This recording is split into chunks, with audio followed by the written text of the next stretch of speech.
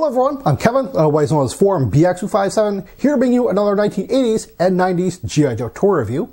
And for this third installment of my Navy theme month, I'll be taking a look at the G.I. Joe team's third Navy SEAL, the 1991 Tracker. Now, as far as I could tell, Tracker did not make any comic book appearances, at least not in the old Marvel comic run of G.I. Joe, but he makes his first cartoon appearance in the DiC animated G.I. Joe television episode titled Kindergarten Commandos. First, let's take a look at Tracker's accessories, starting off with his primary weapon. Now, the contest list on the card doesn't call this thing anything special, but I think you'll know what this is exactly, probably even better than I do. It's part of the HK MP5K series of weapons.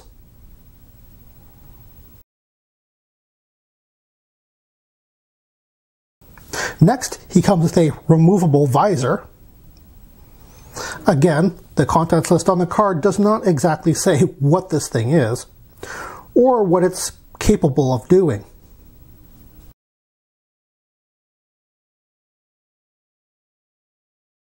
According to the card art, it has a little red stuff over the eyes and some mechanical bits on the side, leaving me to believe that this might be some type of either UV thing for him to see into the water, or perhaps even some night vision. Next is something which is a bit controversial because some sellers do not consider this to be an accessory, but I do because the figure came with this. And that is the stand that he's on. You'll notice that it's a black plastic stand. Normally what I have my Joes displayed on is one of these clear plastic stands from smalljoes.com. But as he comes with his own stand, I figure I might as well keep it on with him. He came with two of these oars,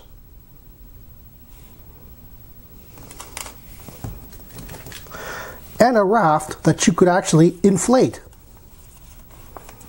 As you can see, it's orange on one side, the facing side, and black on the bottom. I kind of wish it was the other way around, but oh well. And now to inflate this thing. And this is the way it looks inflated. It does kind of bunch up on the sides there. I'm not quite sure if that's where the an inner seam is, or whether it's just because this thing was always folded in quarters that it sort of bunches up like that. But it doesn't matter. It does the job, and it fits two figures. That's better than a 1989 Stalker's kayak. Here I just have Tracker with the oars in both of his hands, and you can see that he actually can't stretch over the width of his raft here. Rather unfortunate.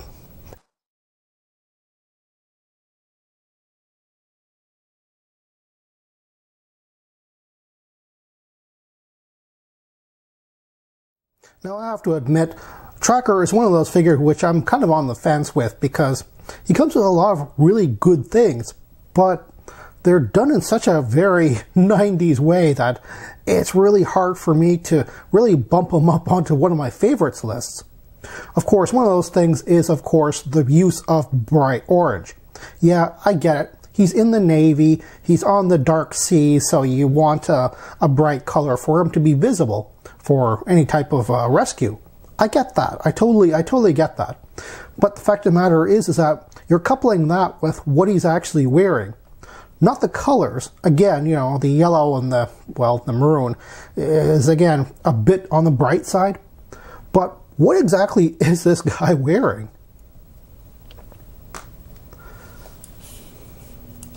He's wearing some type of sports jersey, which looks like it says Joe 34, and on the back it says what I believe it was supposed to say Groen 34. And I'm not entirely sure what that's a reference to. I'm not sure what sports team or what even sport that is supposed to be. And then he has these yellow pants, which, again, you know, that's excusable, but they're tied in such a way that it looks like the type of like a football pant. Then you go down here and he has these what look to me like quilted socks. I'm not gonna lie, these might be like totally legit military things, just colored white like socks, but to me they look like quilted socks that you would find, again, like on a football player. And then there's his shoes. Like he's wearing legit sneakers, like high top sneakers. To me, the detail, this thing going like on an angle here, that seems to be like a separate piece. It's almost like he's wearing some type of like some type of ice guard or ice sole. Like I would wear ice soles over my boots if I'm going out on like a snowy, icy day. But I don't know what these things are on his sneakers. Are they to help with like the water? Are they like some type of rubber guard so he doesn't poke holes into his raft? I'm not quite sure what that detail is supposed to be over his high tops. The one thing which is really impressive to me on the figure sculpt-wise is his knife. Which is, I mean, it's really distracting when you have all these type of like question mark things going on with this figure. So it actually took me like almost a month before I realized that he has practically the best knife sheath sculpt I've ever seen on a G.I. Joe. I mean, this thing has like little rivets on the bottom for the knife tip, and he has even a little separate pouch molded up here, which is probably the little sharpening stone that you would find on some of the old knife sheaths. So that's a really cool detail on an otherwise rather baffling figure. Of course, another cool thing about this figure is his visor, giving him kind of a Cyclops of the X-Men kind of a look here. It's very nice. Without it, however, he has an okay face sculpt. He is amiable looking, to say the least. Kind of a slight smile on his face. But you'll also notice that he has brown hair, which is kind of strange given that the card art has him as a blonde. Haven't seen that sort of a mix-up in quite a while. Now, I know a lot of people actually do like Tracker, and I can totally understand why. I mean, he's a Navy SEAL. He's the first Navy SEAL which isn't a scuba diver. He comes with a really good representation of the HK MP5K, which before then, I think Stalker and Duke had an older type of version which you don't really see nowadays of that gun. So this is a nice modern representation of the gun. So he has a lot of good points going for him. You know, the actual inflatable raft is really cool and actually works. There are other figures like that, like the fridge, for instance. He's clearly football themed. I like him because he is a reminder of an actual good person.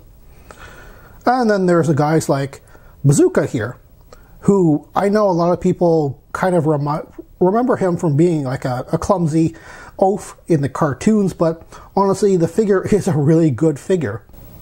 And as I mentioned in the intro, he is the third G.I. Joe Navy SEAL to join the team. Here's the second, the 1986 wetsuit. And the first, 1983 torpedo. And again, it's really nice to see a representation of a non-scuba diver Navy SEAL, because there are so many different aspects to Navy SEAL operations than just diving underwater and being a UDT or something like that. This guy looks like he could be infiltrating and boarding ships or tracking people down, which is exactly what his MO actually is. So just who would the opposite number on the Cobra or bad guy side be for Tracker? Well, I tried to either go forward one release year or back one release year just to see what Hasbro's idea of a matchup would be. And the closest I can think of is this 1990 Undertows from the Iron Grenadier subline. Now, as you can see, he is a Navy-themed figure, but he also has his own little jet ski. So he has his own little mode of transportation, just like Tracker does. But as you can see, Tracker can actually transition from being on a lake or in the open ocean to being a land-based soldier, whereas the Undertow cannot do that. He has that spear, which I don't think is a land-based weapon at all. So my second thought is the 1990, again, Range Viper. Now the Range Viper is a wilderness trooper, but according to his file card, they're very individual, very survivalist. So you might think that, according to how they were used, he might be like in a deep forest or something like that. But his colors would actually indicate that he could be on multiple environments, like a beach or a lake. And, like as I said, they're survivalist and very, very lone wolfy, even amongst the other Cobra troopers. So they would be very hard to track down, which is exactly where you would get a tracker trying to track these guys down. Now here's a storage idea I got from the forums, probably from a collector who really liked Tracker, and really wanted to have him be able to transport his raft along with him. Now as you can see, this is just a 1984 Manta backpack, which there are a lot of these on the aftermarket, so they're fairly cheap and fairly easy to find. So if you find one and you really want storage for Tracker's raft, you can totally just use this. If you're looking for a Tracker on the aftermarket, unfortunately I do have to say that he is very hard to find, complete with all of his accessories. The figure itself is very, very sturdy. Even the lettering on both the front and back seems to stay on fairly well.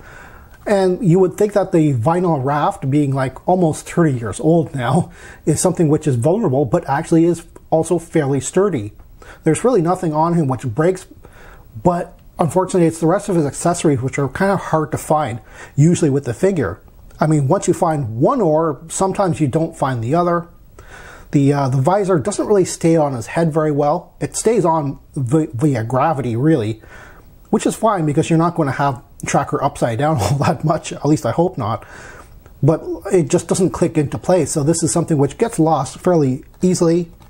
Then of course there's his gun, which despite being bright orange and very highly visible from quite a distance, this thing seems to go missing quite a lot as well. And then of course there is whether or not you consider the black stand to be part of his accessory count. I know a lot of collectors don't, a lot of sellers don't, so I guess it doesn't really matter, but ultimately if you want a super complete one, you really should have the stand. And it has to be properly marked because there are a lot of black Hasbro stands floating around. They were issued after like 1997 in bulk, but of course by then I think they were just plain Hasbro, not Hasbro Industries Incorporated, because they had swallowed up a couple of other companies and sort of changed the way that they imprinted their copyright information on the back of this thing. Despite still having like a 1988 copyright date, I don't really understand how Hasbro gets away with having their old copyright dates on like newer figures, but that's just a Hasbro thing. You will have to pay kind of a premium over a lot of the other 1991 figures, unfortunately, for this guy super complete.